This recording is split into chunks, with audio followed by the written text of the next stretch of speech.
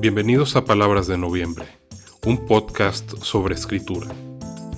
Este es el programa número 35 y tenemos una entrevista con Marta de Laburu.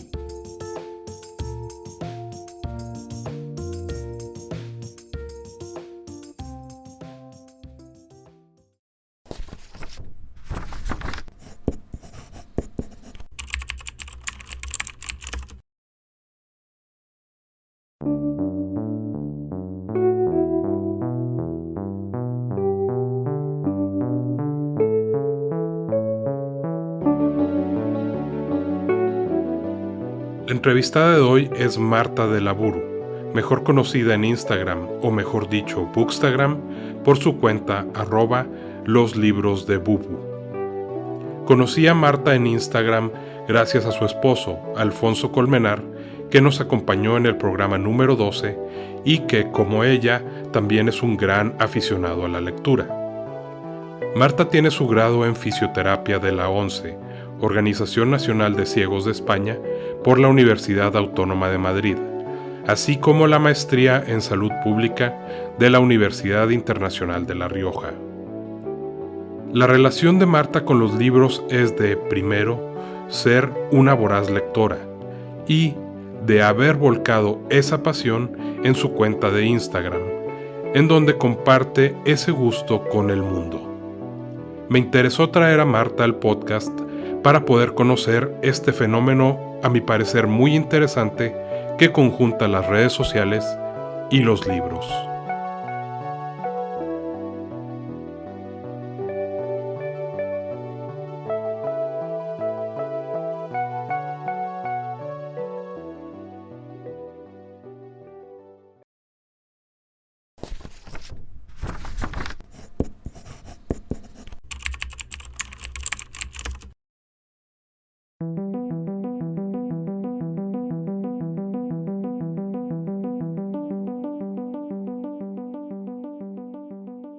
¿A qué edad empezaste a leer?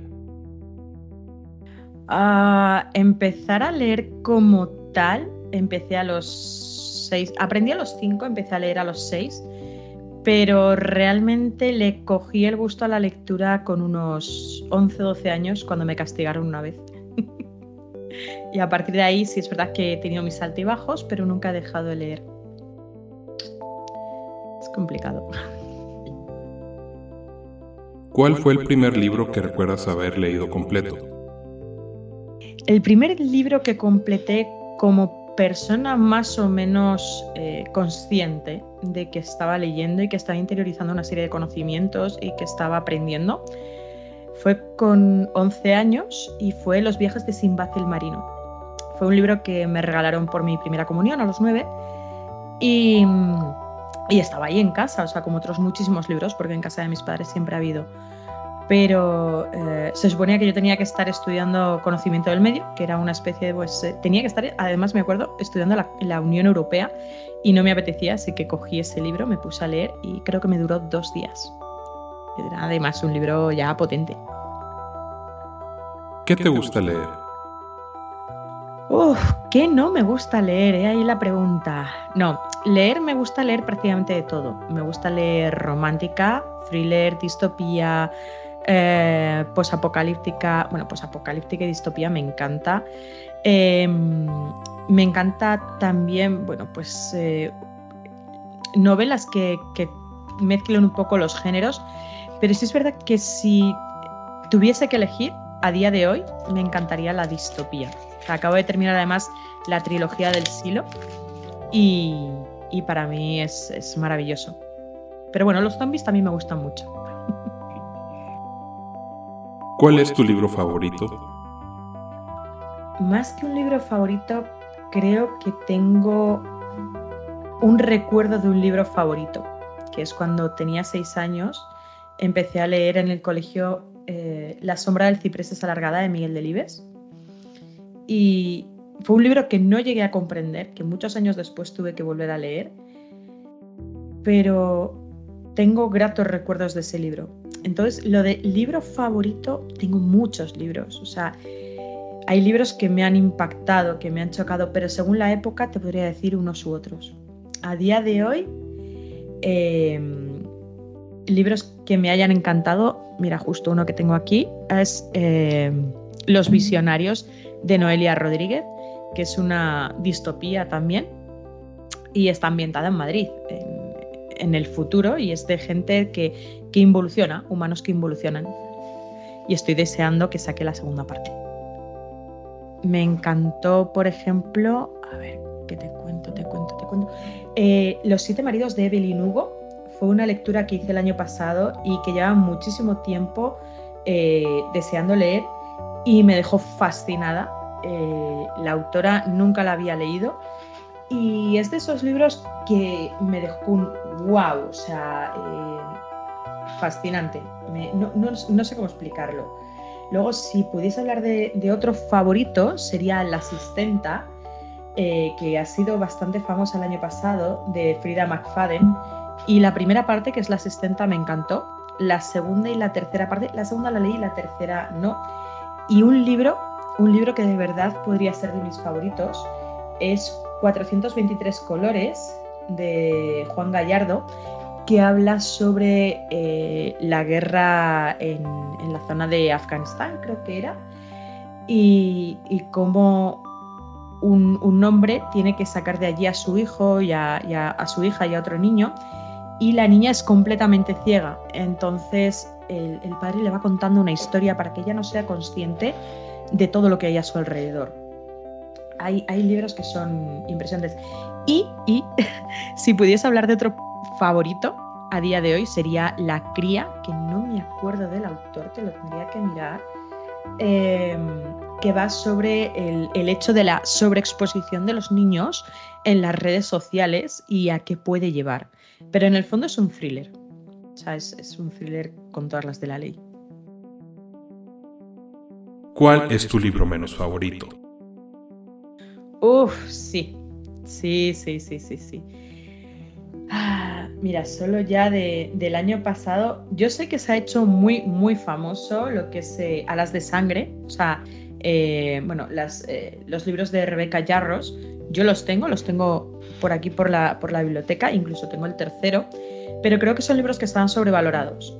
Yo les he visto bastantes handicaps, bastantes faltas muy gordas. Yo no sé si es por la traducción o por qué, pero bueno. O por ejemplo, hay un libro que se titula La chica que lo tenía todo, de Jessica Nolly, que esta chica, es una chica que sufre muchísimo durante el colegio y...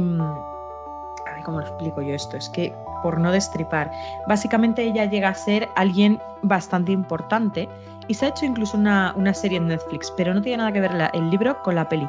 Es un libro que a mí no me llenó, no me entusiasmó, no me fascinó, no le vi ningún tipo de sentido.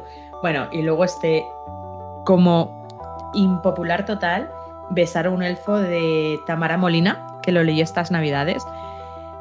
Me pareció un libro soso, aburrido, completamente, o sea, es intrascendental, o sea, no hay por dónde cogerlo. O sea, si es que un día de estos tengo que hacer un vídeo con libros totalmente impopulares para mí. Una preguntita al respecto. Cuando te encuentras este tipo de libros que definitivamente no me gustan, ¿te forzas a terminarlo o lo avientas? Depende. Hay libros que digo, venga, voy a acabarlo porque se ha hecho muy popular y quiero saber realmente por qué ha sido y quiero poder formar mi propio juicio. O sea, de decir, no me ha gustado por esto, o sí me ha gustado finalmente por esto. Pero hay libros que directamente lo he dejado. Es más, me pasó estas navidades con un libro que se ha hecho muy famoso, que es, no me acuerdo ahora mismo del título, pero o sea, la verdad es que lo hicieron muy bien en la editorial. Son 24 capítulos, es un calendario de Adviento y tú cada día vas rompiendo como una especie de tope y vas leyendo un capítulo. O sea, lo que es el marketing lo hicieron súper bien, se ganaron el cielo. El título es muy llamativo, no me acuerdo ahora mismo de la autora, pero tú empezabas a leer el libro y lo tuve que dejar en el capítulo 3. O sea, dije, no sigo, no pude con él. ¿Por qué es importante leer? Tiene muchísimas razones. Cuando ya desde niños debemos aprender a leer para conseguir vocabulario. La mejor forma de conseguir vocabulario en cualquier idioma es leyendo, también viendo películas y series, pero leyendo, porque además los giros que hay en los libros es diferente a los que se forman en las películas o incluso en las obras de teatro. También es importante para crear sinopsis. O sea, hay quien dice, no tiene nada que ver. Sí, para mí es muy importante. Tiene que ver mucho con la imaginación. Cuando me dicen, no, es que me aburro, léete un libro. Es que quiero viajar, léete un libro. Es que quiero conocer, léete un libro. Un libro te va a transportar a épocas, lugares, con personajes. Puedes conocer lo que quieras, desde la vida de una persona a cómo se trata a alguien. Puedes comprobar cómo se investigó un crimen. No sé, es un cúmulo de cosas, pero es que luego cuando tú vas creciendo, la lectura te ayuda no solo a adquirir conocimientos, sino también a poder aplicarlos a la vida diaria. Es decir, si tú te lees un libro romántico, vale, estás leyendo un libro romántico, un thriller, un lo que sea, pero si tú estás leyendo geopolítica, un libro de economía, un libro de psicología, a lo mejor no lo usas para tu carrera profesional porque no es lo que en ese momento necesitas o quieres, pero sí que te vale a nivel de, poder entablar conversaciones mucho más fructíferas con la gente y poder intercambiar perspectivas, sino que también te ayuda a poder decir, wow, esto ocurrió, por ejemplo, pongamos por caso, este problema social o económico ocurrió en este país en este momento de la historia. Con el tiempo tú puedes llegar a entender que ese tipo de cambios son cíclicos, pero para eso tienes que haber leído, tienes que haber comprendido ciertas cosas.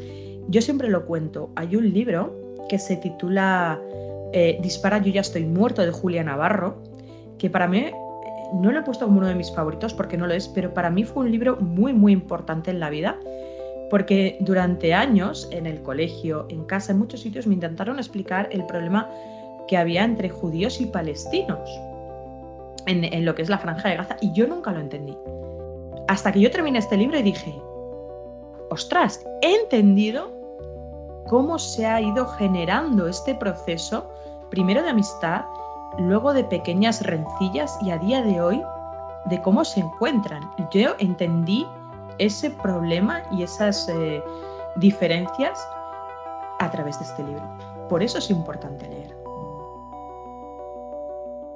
¿Qué es para ti un buen libro? Depende del momento del momento de la vida. Perdón. Para mí un buen libro es aquel que en ese momento necesitas leer. Soy de la opinión de que no existe un libro para todo el mundo, sino que existe un libro, un momento y un lugar para ese libro. O sea, cada persona le llegan ciertos libros en momentos determinados de su vida cuando a lo mejor los necesita. Voy a poner un ejemplo.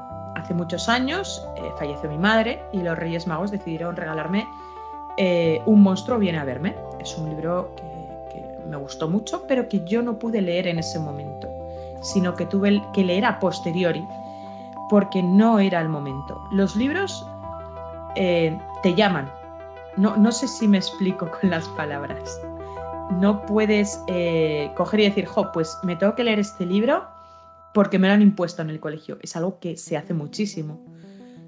Creo que cada uno ha de elegir sus lecturas. Yo, por ejemplo, tengo un hermano que jamás le podrás ver leyendo un libro de thriller o un libro distópico, una biografía, pero tú dale un libro de mecánica.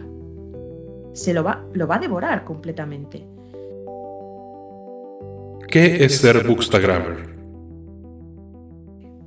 Es una pregunta complicada y no sé si te la voy a poder responder de la forma adecuada, porque realmente para mí es una persona que comparte sus lecturas, que comparte sus impresiones, que comparte sus gustos o su forma de pensar y que puede hablar libremente de libros, igual que puede hablar de películas o de cosas adaptadas de lo que es el tema libros, pero sobre todo, que puede conocer a gente que comparte esas mismas inquietudes o esas mismas ganas de leer, bien sea en un club de lectura, bien sea compartiendo reseñas, bien sea con intercambio de libros, bien sea yendo juntos a una librería a controlarse unos a otros de no, has dicho que vas a comprar 3 libros, por favor no compres más.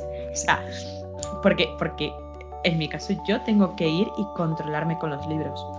Es poder hablar con los autores y decirles, de verdad, enhorabuena, me ha encantado tu libro, muchas gracias por enviármelo, o yo misma lo compro y digo, me ha encantado, o incluso hay autores que te dicen, oye, ¿y qué te ha parecido? De ojo, me ha encantado, pero que sepas que tienes una errata aquí, que con toda la buena educación, pero poder, sobre todo, eso, compartir tus lecturas, lo que a ti te apasiona. ¿Por qué decidiste hacerlo? Me dio la venada. Voy a ser muy sincera. Yo empecé en el año 2017. Sí, yo creo que fue como en junio o julio del 2017. Empecé con un canal en YouTube de libros, pero no llegaba a la gente, no sé por qué. Bueno, también es verdad, tiene que ver con el algoritmo y tiene que ver con muchas cosas, pero de aquello no era tan complicado. Y decidí hacerme una cuenta en Instagram, porque durante un tiempo pensé, igual que a mí me gusta ver reseñas y ver lo que publican los demás o ver sus impresiones literarias, me gustaría que viesen las mías y me gustaría poder enseñar sobre todo libros que en ocasiones pasan completamente desapercibidos delante de nosotros. Entonces, bueno, de ahí surgió como algo esporádico, pero bueno, poco a poco, no sé, fue poquito a poco. ¿Cómo qué libros has tenido con esta intención específicamente? Sobre todo libros autopublicados. En un principio empecé con un montón de libros, pero cuando comencé con el Kindle en 2019, descubrí algo maravilloso que son los libros autopublicados. Libros de pequeños autores que normalmente las editoriales no quieren, o ellos mismos no quieren publicar con editoriales porque no les va a salir rentable, o porque se van a sentir coartados, o por diversos motivos, que cada uno tiene los suyos. Y me he encontrado autores maravillosos, escritores increíbles, que son muchísimo más accesibles y que da gusto poder compartir. Porque, por ejemplo, las grandes editoriales como Planeta o Penguin, tú conoces todos sus libros o muchos de ellos porque pueden hacer muchísima publicidad de ellos. Y hay libros que son mejores, peores, y ahí no voy a entrar a día de hoy. Pero hay libros que son autopublicados o de pequeñas editoriales que pasan desapercibidos y son joyas. O libros que se consideran clásicos. Véase La peste de Camus, que justo hoy he hecho una reseña de él. Y la gente dice, no, es que Albert Camus es un rollo, es que es muy aburrido. No. Es cómo tú lo percibas y cómo lo transmitas. Entonces, esa fue una de las razones también. Ahorita que decías, por ejemplo, cuando lo forzan uno a leer en la escuela, es terrible porque te llegan a poner el libro incorrecto en la edad incorrecta y es horrible vivir eso y te puede quitar realmente el amor a la lectura. ¿Sí? Yo lo he vivido, sí. Yo lo he vivido, lo he vivido por ambas partes. Lo he vivido, por ejemplo, con La sombra de... Ética para Amador, lo leí, me lo pedían para bachillerato, yo lo había leído en secundaria. La verdad, sobre el caso Savolta, me lo pidieron en bachillerato, ni lo acabé. O sea, dije, a mí esto no me llama. Pero, sin embargo, he conocido a grandes autores en el colegio como Carlos Ruiz Zafón, Ay, ¿cuál fue su libro? No fue Marina. Marina lo leí posteriormente. La sombra del viento es el La más sombra famoso. del viento, exacto. Yo leí la primera edición de La sombra del viento. Luego desapareció de mis estanterías, no sé cómo, una reliquia.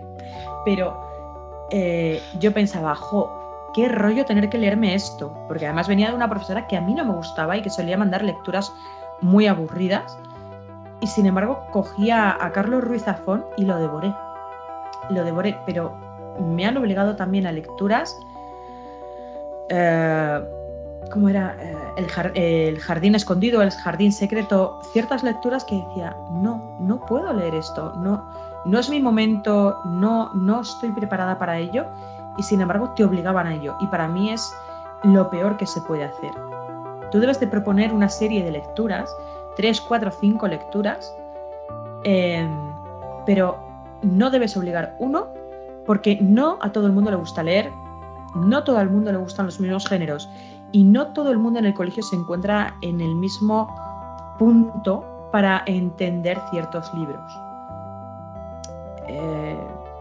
Es igual que, por ejemplo, has leído El Principito, supongo, es un clásico. Sí.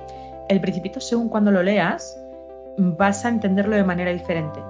Pero hay momentos en los que tú no estás preparado para entender El Principito de ciertas maneras que luego te imponen en el colegio. O que te dicen, no, y no has entendido esto, y tú no has visto esto. No, yo todavía he visto esto. Tú todavía tienes la cabeza de un niño. No tienes la cabeza de un adulto para entender las implicaciones que tiene El Principito. Entonces, para mí es un gran error las obligaciones de lecturas en el colegio. Tienes que animar a la lectura, pero no imponerla. Fíjate que eso es una muy buena idea, dar diferentes opciones y tener preparado. Claro, también es mucho trabajo de profesor, pero que si tienes 3, 4 lecturas, sabes hacia dónde va a ir cada quien o hacia dónde pudiera ir cada quien.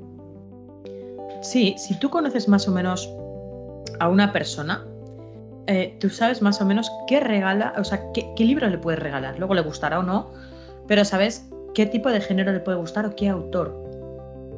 Tú pon una lista de 20 libros que puede ir desde El Principito a La criada, El cuento de la criada, a Ética para Amador, a La peste de Camus, porque seguimos con los mismos libros por poner eso, y cada alumno, leyendo la sinopsis, debería de elegir cuál es la lectura más recomendada o más adaptada para él en ese momento.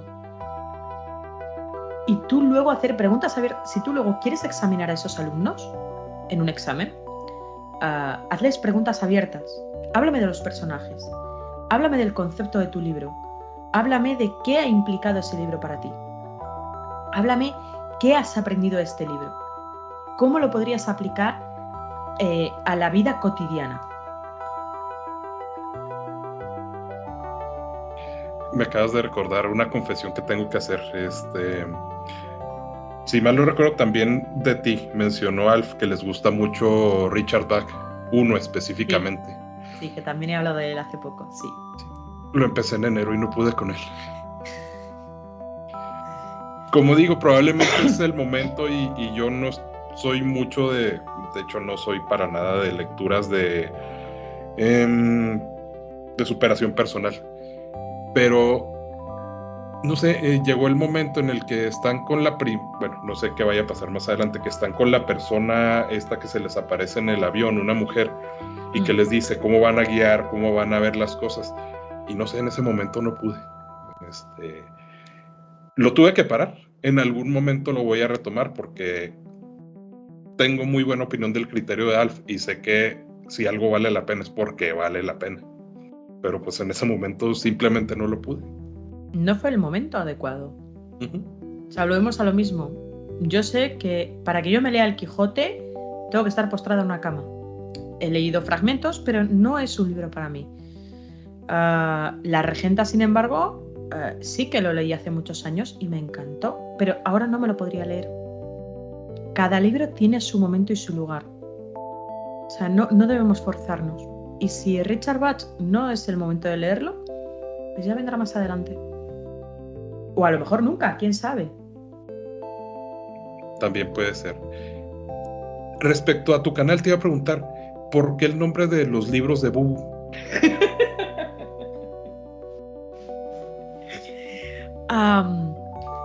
A ver, esto es algo que no suelo contar muy a menudo, ¿vale?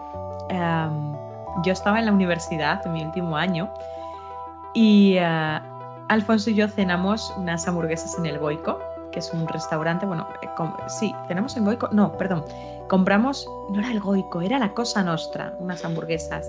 Las compramos, las hicimos en casa y al día siguiente yo me fui a clase y me empecé a encontrar súper mal, pero súper mal, súper mal. Y me fue a buscar a la universidad, me fui a su casa, me eché a dormir y yo cada vez que me despertaba era del malestar que tenía. Entonces yo me quedé como Bubu. O sea, a veces para Alfonso soy Bubu. Entonces se quedó como los libros de Bubu. ¿Nos puedes hablar de tus contenidos? No soy una persona muy recta a la hora de los contenidos. No planifico todos mis contenidos. Yo me lo tomo como un pasatiempo. ¿Me encantaría vivir de esto? Sí, hasta cierto punto, pero no me esfuerzo. Es decir, yo ahora mismo estoy con 15 días, 15 libros de lecturas que a mí me han impactado en algún momento de mi vida. Como puede ser La peste de Camus, puede ser Ética para Amador, puede ser Ensayo sobre la ceguera, que ese todavía no lo he publicado. Bueno, diferentes libros que creo que me han enseñado cosas. Luego suelo hacer, pues, por ejemplo, unboxings de libros que me llegan. Suelo hacer reseñas de libros que me han parecido interesantes. O, por ejemplo, libros que me llevaría a un viaje. O, por ejemplo, las ventajas y desventajas de los audiolibros. Ventajas y desventajas del Kindle. Ventajas y desventajas de leer distopías. Mis 5 distopías preferidas en este momento. Thrillers que yo creo que no voy a volver a leer en la vida. Por ejemplo, estas navidades hice una serie de libros de la editorial Planeta que para todo el mundo están muy bien valorados, pero que para mí no merecen la pena. O libros que son de la editorial Planeta y que sí de verdad recomiendo. Lo mismo que con Penguin. O pequeñas editoriales que digo, este libro es autopublicado o es de una pequeña editorial, dando también pues eso, mostrar cosas que de normal en grandes cuentas no te puedes permitir. Porque bueno, esto ya sería abrir un melón, pero tú cuando empiezas a cobrar y empiezas a hacer ciertas cosas, pierdes la libertad de decir lo que opinas. Entonces yo tengo esa libertad a día de hoy. Puedo llegar y decir, he intentado leerme esto, o sea, y ha sido infumable. Entonces tengo esa libertad. O sea, mi cuenta es también un lugar donde me encanta que me escriban y me digan, oye, recomiéndame un libro para esto. O, oye, mira, he leído este libro que lo recomendaste y te lo agradezco.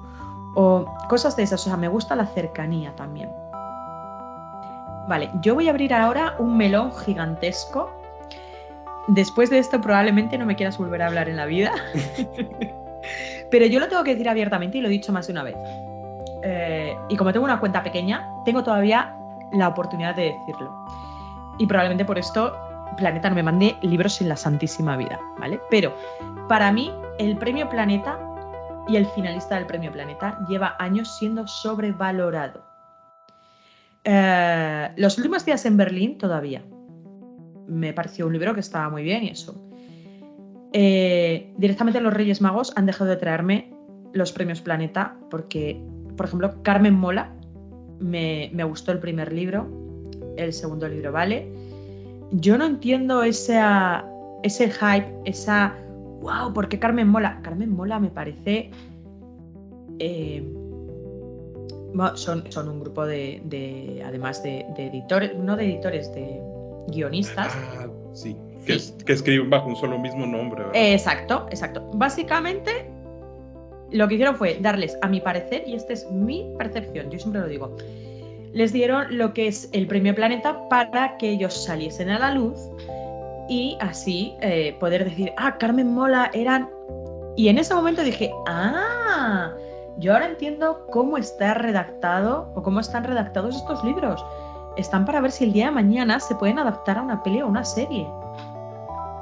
Digo, ahora entiendo los diferentes puntos de vista. O sea, a mí me cuadraba que por lo menos había 2 personas, pero no estaba segura. Pero igual que te digo, Carmen Mola, no sé quiénes han sido los últimos ganadores o finalistas del Premio Planeta, porque es que ya directamente paso olímpicamente.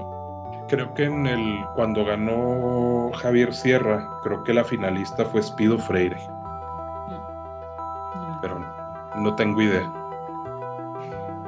Yo, por ejemplo, Victoria, que es creo que el ganador, el finalista del 2024, es que ni he pasado a verlo por la librería. Creo que hay libros muchísimo mejores que lo que ellos consideran Premios Planeta. Pero me pasa con otros muchos. O sea, libros que tienen un hype tremendo, que están muy bien valorados, que son superventas, para mí no lo son. Pero evidentemente yo tengo una forma de ver las cosas y cada uno tiene su forma de ver el mundo. ¿Qué redes utilizas en tu plataforma? Pues, mira, básicamente uso Instagram, porque ya de por sí uso Instagram porque quise usar TikTok, quise usar Threads, quise usar YouTube, pero lo que la gente no sabe es que te ocupa muchísimo tiempo. O sea, es leer, que leer es la parte más maravillosa de todo, que luego también existe el organizarte de los temas de los que quieres hablar, los libros que quieres reseñar. Tienes que preparar el set de grabación, tienes que grabar, tienes que estar decente, no como ahora, gracias a Dios no me van a ver. Tienes que grabar, tienes que editar el vídeo, tienes que mejorar la voz, poner subtítulos, poner música, tienes que cortar, tienes que hacer todo, más luego tienes que subirlo. Entonces eso a una persona que trabaja, que estudia, que tiene amigos, que tiene familia, que es un culo inquieto como yo, es muy complicado. Con lo cual yo básicamente me he quedado en Instagram. El que quiera me puede encontrar ahí y yo feliz de la vida. Pero a día de hoy, aunque me gustase dedicarme, por ejemplo, a TikTok, es una red social que a día de hoy no puedo manejar. O sea, no me da el tiempo. ¿Goodreads? Bueno, sí, Goodreads. Yo es que Goodreads no lo tomo como una red social. Goodreads es algo así como mi Santa Santorum de la lectura. Sin él yo no sabría muchas veces qué estoy leyendo, por dónde voy, cuáles han sido mis mejores lecturas del 2024 o del 2023. Hago reseñas a veces. Sí, es verdad que no suelo hacer muchas reseñas en Goodreads. Y luego está importante Kindle. Kindle no es una red social, pero la podríamos poner como que llevo un seguimiento de mi tiempo de lectura, de mis días de lectura, de cuáles son las lecturas que he hecho, de las reseñas que he hecho. Aquí hay que tener un pequeño punto, o sea, claro, yo cuando leo en Kindle, la cuenta de Kindle no es la mía, es la de mi marido. Entonces él reseña libros románticos diciendo, me ha parecido precioso, súper profundo, menudos personajes. El barbón con el casco de los bucaneros de Tampa Bay. Ay. ¿Cuántos libros lees al mes? Entre 3 y 8, dependiendo. A ver, mejor vamos a ponerlo en cuántos libros leo al año. Mira, vamos a sacar Goodreads, que está aquí.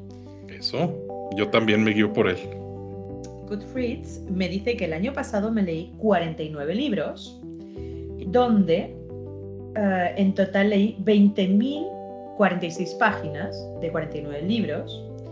El más corto fue uno de 64 páginas, que fue titulado Zombie, y el más largo, que creo que este año lo supero ya, es... ¿cómo se llama este libro? Disculpad. Keeping 13.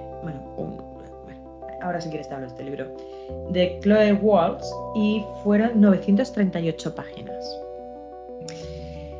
Pero bueno, el libro más popular que leí fue el de los 7 maridos de Evelyn Hugo, y luego el menos leído es el de Asesinos microscópicos, las grandes epidemias que cambiaron el mundo. Para mí, un libraco. O sea, me encantó. Esto va por momentos. Hay momentos que, por ejemplo, tengo más tiempo en transporte público y leo más. Momentos en los que estoy más liada, leo menos. Entonces, igual que hay mucha gente que dice, no, yo cuando más leo es en verano. Yo es cuando menos tiempo tengo para leer. No sé por qué. O sea, no sé si tiene que ver con niños o con qué, pero... Era lo que te iba a decir, bien sencillo, porque tienes a los niños en casa. Sí. O sea, el día que tengo niños en casa o el día que tengo médicos con la niña, no toco un libro. Y además mi cuerpo se resiente por ello. O sea, hay gente que tiene como terapia comer o correr o irse a escalar o irse de viaje. Me encanta irme de viaje, pero ya que no puedo hacerlo con tanta asiduidad, para mí una terapia es leer. Hay un estudio, acaban de salir estudios que dice que leer 10 minutos antes de dormir ayuda al descanso. Pues fíjate. Si encuentro el estudio te lo paso porque se ha hecho famoso, se ha hecho viral ahora mismo. Y dicen eso, que el cerebro descansa mejor si lees 10 minutos antes de dormir. Ya en la cama o en el sofá, donde sea, igual que el tema pantallas hace que descanses peor, leer es algo maravilloso. ¿Cómo ha sido tu experiencia como bookstagrammer? ¿Cómo organizas tu tiempo para realizar tus actividades? Pues estoy muy contenta, estoy muy feliz, sobre todo porque, bueno, he pasado por varias fases, entre ellas la fase de, que bien, abro una cuenta de Instagram, empiezo a compartir, empiezo a hablar con gente que además le encanta la lectura, comparto libros, comparto todo, perfecto, pero llega un momento en el que dices, siento, o sea, tiene que ver mucho con el tema de los algoritmos, tiene que ver mucho con Instagram, tiene mucho que ver con que a veces digo lo que pienso y a veces a Instagram no le gusta, lo tengo muy claro. Pero ha habido momentos de flaqueza. O sea, he tenido momentos de decir, mira, no sé si cierro la cuenta, pero durante 2-3 meses leo porque quiero leer. O sea, porque ha habido momentos que incluso me he forzado a leer para poder subir reseñas o porque me han mandado un libro o por lo que fuese. Decía. Y llega un momento, me pasa más o menos una vez al año. Me pasó las navidades pasadas y me pasó estas navidades. Y además se juntó con una serie de cosas familiares y tal. Y dije, se acabó. O sea, dejo la cuenta porque es que digo, intento hablar con editoriales y hay editoriales que muy bien, las pequeñas, genial. Intentas hablar también con las grandes, eres un cero a la izquierda. Hay autores que muy bien y hay otros que a veces son muy bordes y dices, vamos a ver, yo vengo aquí a pasármelo bien, a disfrutar, o sea, no te estoy pidiendo que me mandes tu libro, te estoy diciendo que me he leído tu libro, me gustaría hacerte una entrevista. No, es que estoy muy ocupado. Razón, tienes una cuenta enana que a mí no me va a favorecer en nada. Entonces, yo he llegado a la conclusión, llegué el año pasado, aunque caí otra vez, y he llegado otra vez a esa conclusión de yo vengo a divertirme. Vengo a hablar de libros y a pasarlo bien. Que subo una reseña, la subo. Que no la subo, no la subo. Por ejemplo, ahora te he comentado que tenía lo de los 15 días, 15 libros. Tendría que haber terminado el domingo. Por motivos de la vida, no he podido. Esto hace un tiempo me habría causado muchísima ansiedad. Y hablando con Alfonso y hablando con amigos me han dicho, ¿tú cobras por esto? No, yo vengo a divertirme. Y me han dicho, pues disfrútalo. Ya, pero es que, no, tú disfrútalo. Te ha dado la oportunidad de conocer a gente maravillosa, a autores geniales, te ha dado la oportunidad de leer libros que de otra manera no habrías leído, te ha dado la oportunidad de decir, wow, puedo hacer todo esto, he aprendido a editar, he aprendido a dibujar, he aprendido a hacer cosas, cosa que de otra manera no habría podido, con lo cual es algo que me llevo. Eso sí, en ocasiones tengo un amor-odio con las redes sociales porque creo que también nos quitan mucho tiempo. Por mucho que queramos, las redes sociales nos absorben. Entonces, bueno, pero es algo que me encanta. es algo que me encantaría crecer para poder llegar a más gente. Y sobre todo compartir libros que son poco conocidos, pero que a mí me han fascinado. Totalmente de acuerdo, porque eso es lo que a mí me ha pasado exactamente. Yo no veo y me forzo a no ver cuántos me escuchan el programa, que suelen ser 10, 12 personas. Sí. Pero cuando alguien viene, que tengo un escucha específico, que me comenta cada programa o me manda un mensaje porque nos conocemos como amigos, me dice, es que me encantó esta persona. O la gente que he conocido así, por ejemplo, a Alf, que ya lo conocía y que me lo traje, oye, escribiste estos libros, vente. Javi Gil. Ah, sí, me encantó. Sí. Me encantó. Y te van diciendo cosas y vas conociendo más libros. A mí Javi Gil me recomendó un libro y le dije, ya entendí por qué escribiste de esa manera tu libro tú, porque este libro tiene el mismo formato y tiene el mismo sabor que tu libro. A mí me encantó el libro de Javier Gil, lo leí cuando salió y le entrevisté y me encantó. O sea, además me parece una persona encantadora, con lo cual...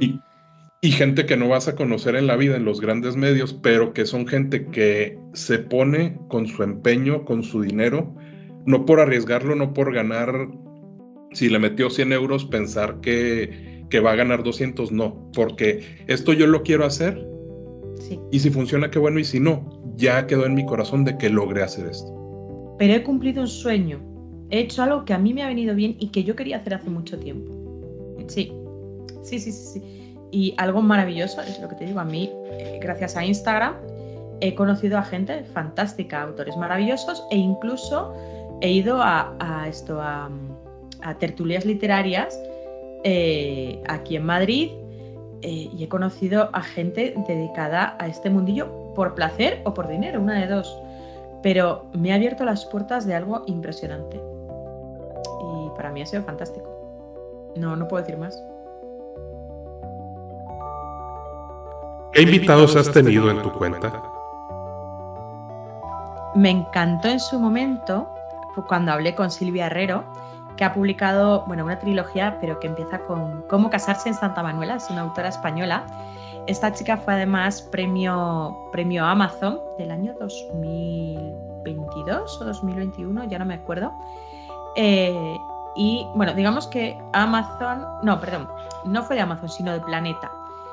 Planeta suele elegir libros que hay en Amazon y tiene un premio. Pues esta autora fue la seleccionada, no sé si ya te digo 21 o 22, y me encantó. Además es periodista, vive en Zaragoza.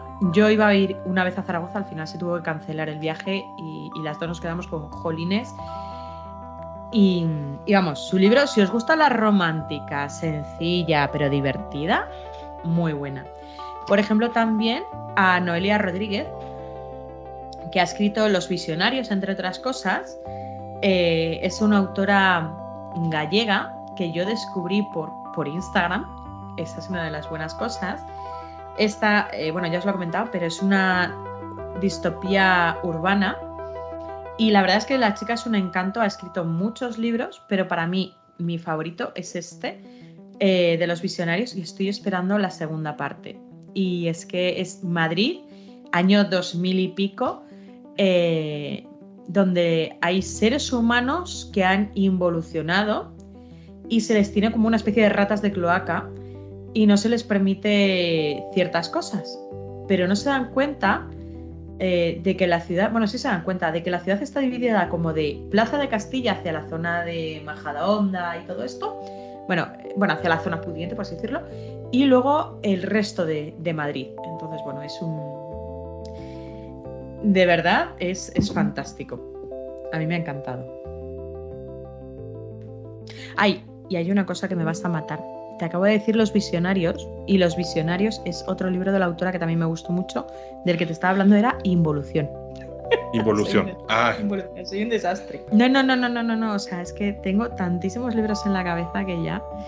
Te sigo contando, porque también entrevisté a Mario Gómez Jiménez, no por el libro que tengo aquí, que es el de Ganivent, que es de los asesinos, sino que le entrevisté por una serie de libros distópicos.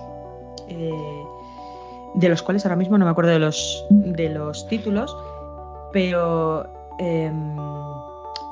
Barcelona, bueno, uno que me leí en pandemia, que luego sacó la segunda y tercera parte, que es de unos bichos que se van comiendo a la gente, pero que todos pensamos que pueden ser zombies, pero no va por ahí la cosa, es un poquito más enrevesado. El primer libro fue adictivo, el segundo me encantó, el tercero cuando llegué al final le dije, no me puedes hacer esto y dejar así. O sea, digo, no me puedes hacer eso. Y dice, mala suerte. Digo, ¿cómo que mala suerte? Digo, no puede ser. O sea, no me puedes hacer esto. Luego también tiene otro libro que se titula Socavón, que tiene que ver con mundos paralelos. La Barcelona nuestra, la Barcelona de un mundo paralelo que ha sido invadida por unos bichos. Entonces, bueno, pasan ahí un millón de cosas. De verdad, es un autor que a mí me encantó y que recomiendo si os gusta la ciencia ficción o lo que es la distopía. Porque luego tiene otro libro, que no me acuerdo del título, que es incluso con viajes en el tiempo. O sea, que tiene un poquito de todo este chico. Luego vamos a hablar de otra distopía. Como ves, esto va de distopías ahora mismo. Silvia Martín, un libro que recomiendo un montón, que incluso he regalado por cumpleaños, es Casa de Sueño y Pesadilla. Y la autora es un encanto.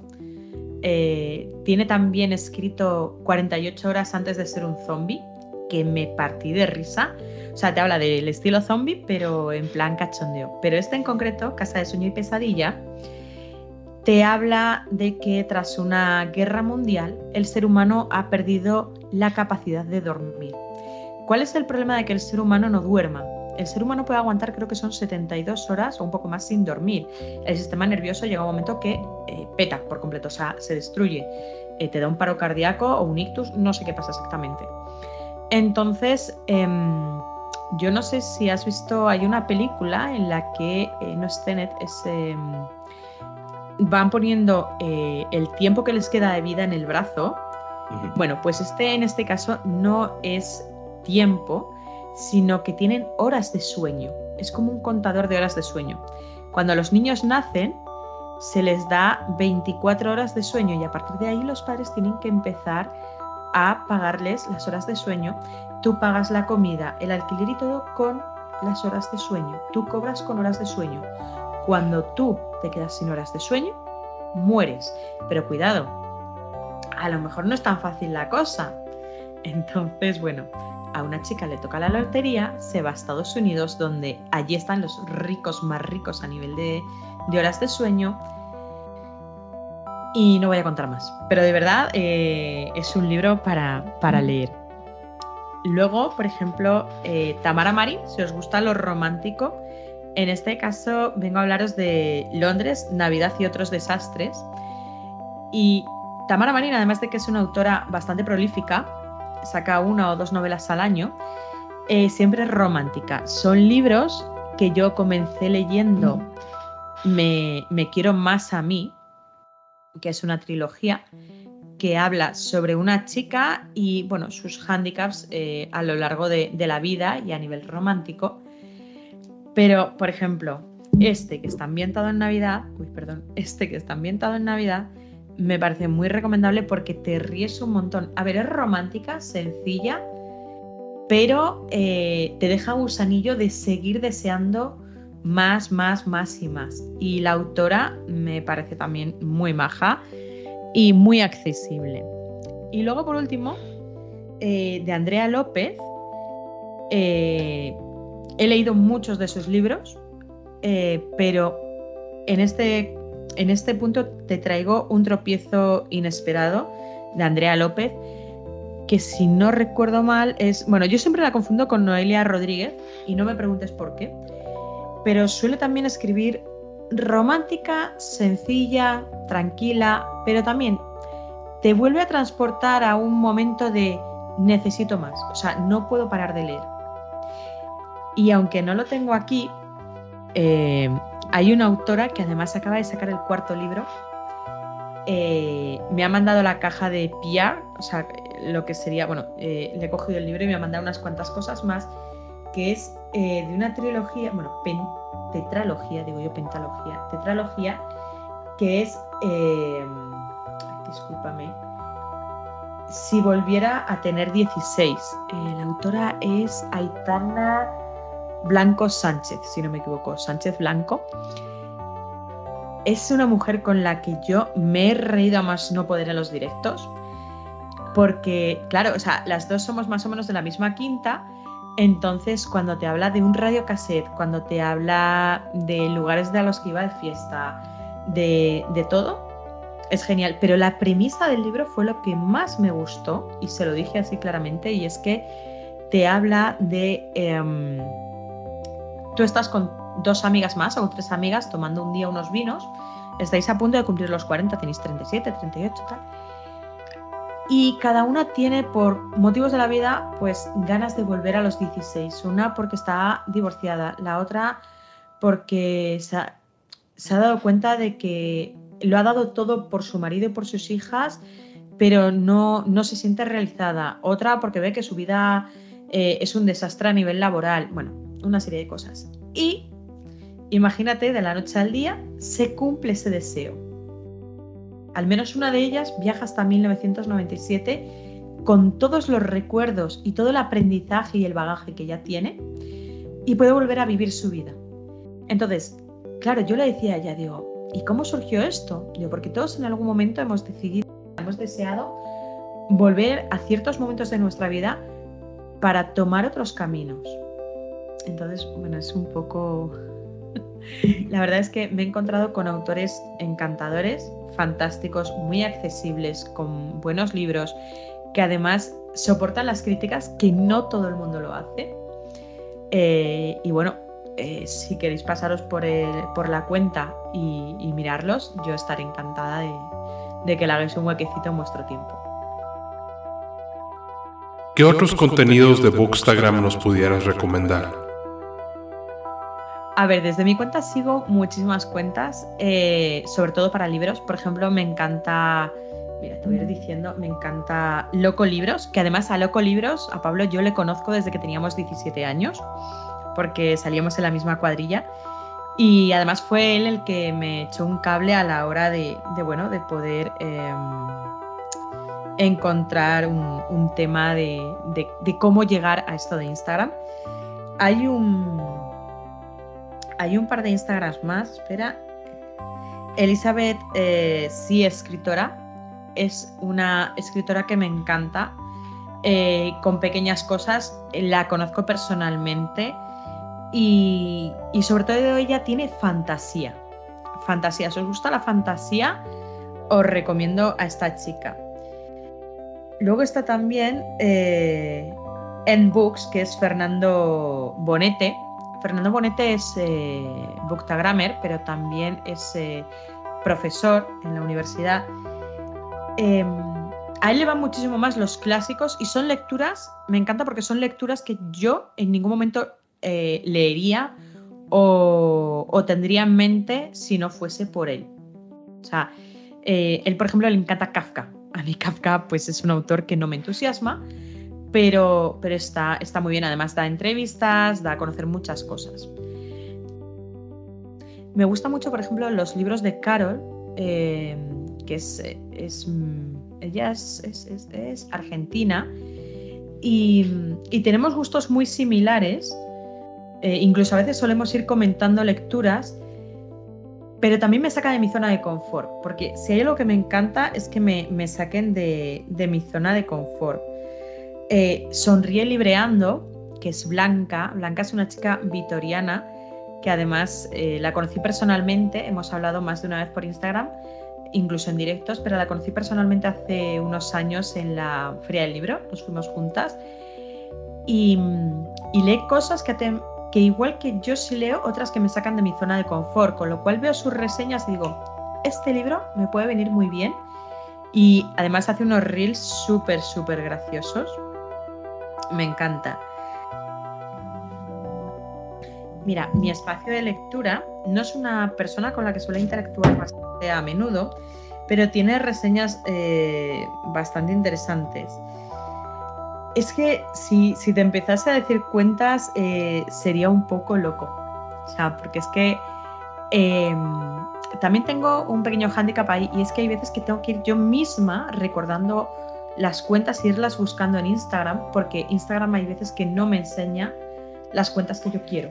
O sea, yo sigo a 400 personas y a lo mejor Instagram me enseña a 20. Entonces tengo que ir buscando y mirando, y de vez en cuando, incluso en mis historias, pregunto, oye, ¿quién ha publicado algo nuevo? Para poder pasarme a verlo. O sea, porque si no es imposible. Instagram no me lo enseña. ¿Qué piensas de la autopublicación?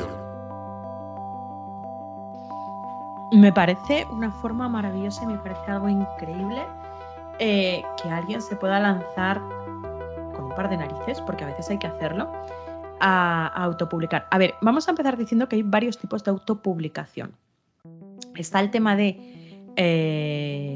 por ejemplo, Aitana Sánchez Blanco, creo que es Aitana Blanco, soy un desastre con los nombres, la chica que escribió Si volviera a tener 16, ella ha hecho todo.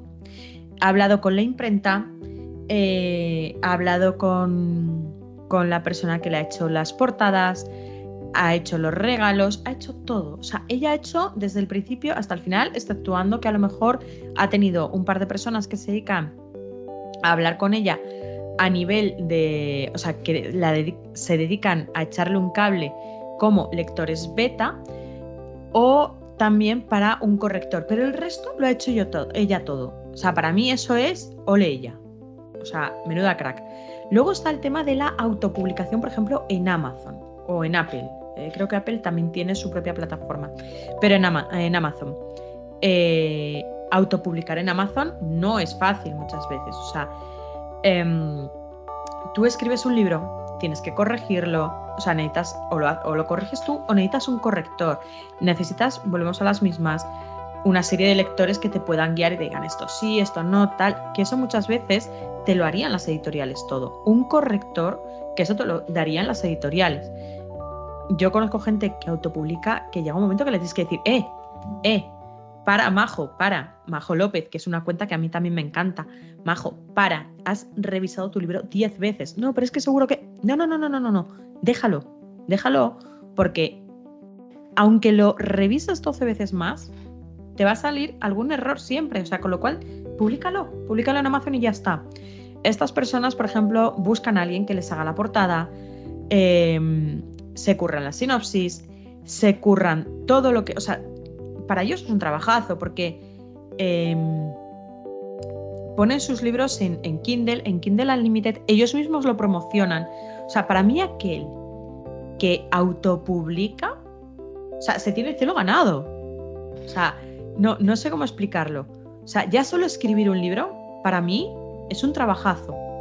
Aquel que lo publica es tener muchísimo valor. O sea, no solo el hecho de decir valor económico. No, eso va aparte. El poder decir, he dejado algo para la posteridad.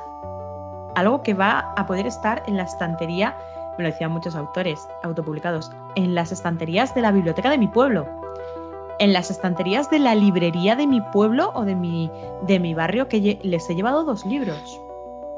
O sea, y luego está, por ejemplo, editoriales que son de autopublicación. Esto para mí me parece un asco, ¿vale? Y voy a dar mi razonamiento. Hay, llamémosle X editorial, en la que estoy pensando, tú publicas con ellos, tú les pagas 3.000, 5.000, 6.000 euros, pero tú te tienes que encargar muchas veces, tú sales con ese sello editorial, ellos se encargan a lo mejor, según lo que tú quieras, pagas una correctora, pagas que te hagan una cosa, que te hagan otra, pero no tienes la posibilidad normalmente de publicarlo en Amazon, que al final mucha gente lo compra por Amazon o lo compra en Kindle porque es mucho más fácil. Tú les tienes que pagar y ellos dicen, no, nosotros te arreglamos el tema de las ferias, el tema de la publicidad. Además, tú eres el que te tienes que mover para poder hacerlo. Entonces, es un tema muy complicado. O sea, la autopublicación para mí es algo maravilloso. El que se arriesga a ello, no el que se arriesga, el que se atreve a ello, para mí tiene el cielo ganado. Y ya he dicho, o sea, me he encontrado autopublicados que son 1000 veces mejor que libros de grandes editoriales que tienen una gran publicidad, que vienen de autores súper conocidos o reconocidos y con un sello detrás que les avala. Y lo digo así de claro. ¿Algún mensaje que tengas para quien quiera iniciar el camino de ser bookstagrammer? Dale caña, disfruta. O sea, básicamente, ábrete una cuenta, pon la imagen que más te guste, comparte tus lecturas, tus impresiones, tus ideas, conoce gente afín a ti y básicamente disfrútalo. Y no te pongas, o sea, intenta no imponerte unos horarios, unos días, unas horas de lectura, lee porque sea lo que te apetece, lo que te gusta, lo que te viene bien en ese momento. O sea, no es tu trabajo. En este caso, el que empieza, o yo que soy pequeñita, no es mi trabajo. Yo lo hago por diversión. Y eso es lo mejor que puede haber en la vida. Porque disfrutar de algo te llena y te enriquece. Y te hace conocer gente maravillosa que te abre un montón de puertas y te da a conocer a otra gente más, que es lo bueno que tienen las redes sociales.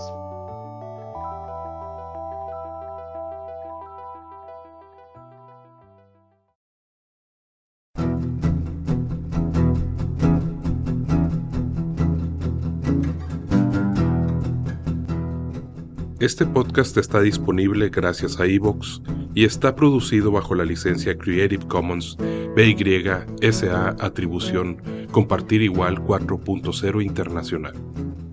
Los temas musicales utilizados fueron obtenidos en Free Music Archive y son Creative Writing e Illustrated Novel de Chad Crouch, Readers Do You Read de Chris Zabriskie y Right Here, Right Now de PC One. Gracias por escucharnos.